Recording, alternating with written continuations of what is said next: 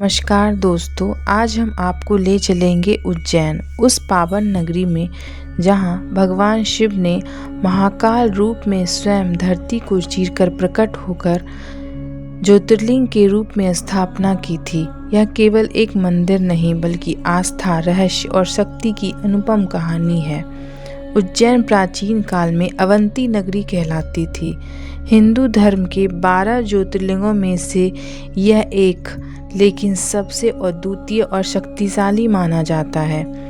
अन्य ज्योतिर्लिंग की तुलना में यह दक्षिण की ओर मुख वाला दक्षिण मुखी शिवलिंग है, जो समय और मृत्यु के प्रभु का प्रतीक है। बहुत पहले अवंती नगरी में एक निष्कलंक भक्ति वाला ब्राह्मण रहता था, जो शिव का ध्यान करता था। एक दुष्ट राक्षस दूषण ने नगर और ब्राह्मणों पर अत्याचार करना शुरू किया। जब ब्राह्मणों की पीड़ा चरम पर पहुंची, तब भगवान शिव ने धरती को चीरते हुए स्वयं को महाकाल के रूप में प्रकट किया और सूखे हृदय वाले राक्षस दूषण को विभाजित कर भस्म कर दिया। इसी दिव्य प्रकट रूप यानी स्वयंभू ज्योतिर्लिंग के कारण आज यह स्थान महाकालेश्वर कहलाने लगा। और प्रसिद्ध कथा है, राजा चंद्रसेन भगवान शिव के अनन्य भक्त थे।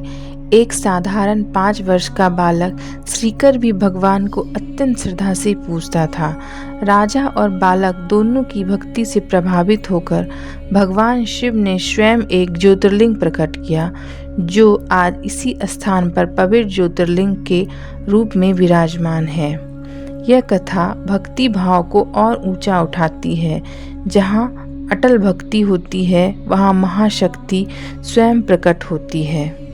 घाट के समीप स्थापित यह मंदिर सदियों से धार्मिक, सांस्कृतिक और ऐतिहासिक दृष्टि से महत्वपूर्ण रहा।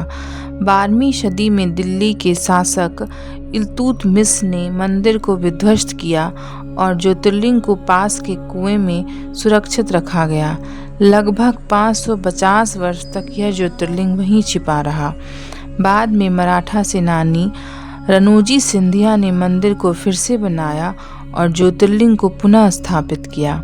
इस मंदिर में रोज भस्म आरती की जाती है, जो केवल महाकालेश्वर में ही होती है, और यह शिव का विशेष रूप से किया जाने वाला पूजन है।